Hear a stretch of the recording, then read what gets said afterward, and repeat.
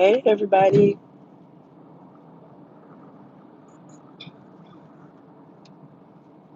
I've been under the weather with these allergies. Oh my God, in Atlanta. Jesus.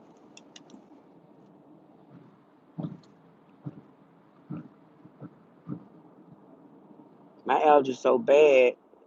It's just like year round. It's no getting around this. I gotta take allergy medicine, which I don't left home and didn't take. But anyway, I'm gonna take it later because it made me go to sleep. But I'm over it.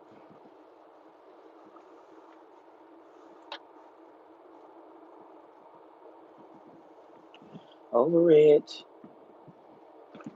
Headed to my sister's house. We're having our first family reunion, and I'm super excited because our family really not that big, but we're finding we did a family tree and we're finding family members of my mom family, which is Gray, Gray. If you're Gray, you might be related to me. So we're trying to find our family, and so far we found some in California, some in Michigan, and LaGrange, Georgia, and come on, sir. I can't remember where else right now because I'm trying to watch this truck. But anyways, we're finding family members and stuff. So we decided to go ahead and have our first family reunion. And I'm actually headed right now to meet my sister, where we're having the Saturday, the big day. We're gonna have the big day. We're getting ready to meet and look at that location. And I'm super excited that we're having one because we've never had a family reunion, and I've never been to a family reunion. Whereas my sister goes every year with her boyfriend to their family reunion, so she's had the experience.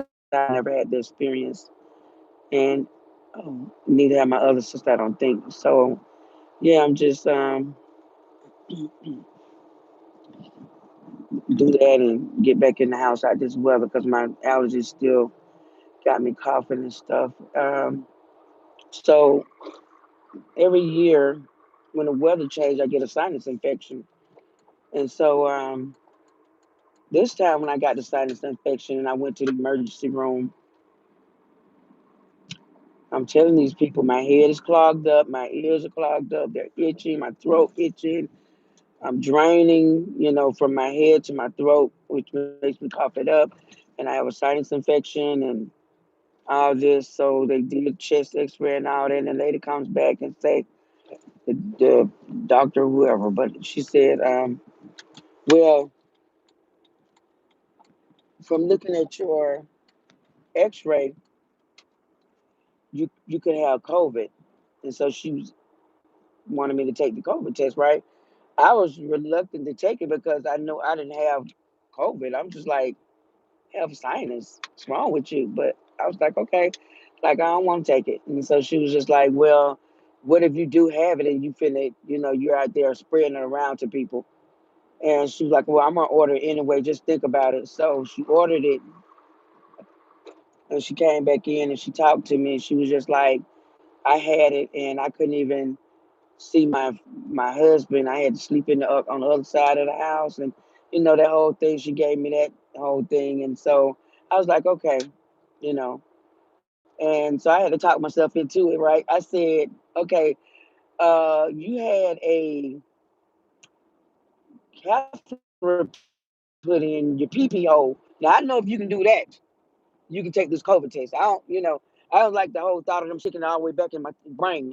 And people was making it seem like, oh my God, it's like the worst. Like, so I'm just trying to talk myself into it. And then she walked me through it. She was just like, it's not going to be that long. You stick it in. I'll be like one, two, three, in and out. And so I said, okay, cool. Go ahead and do that.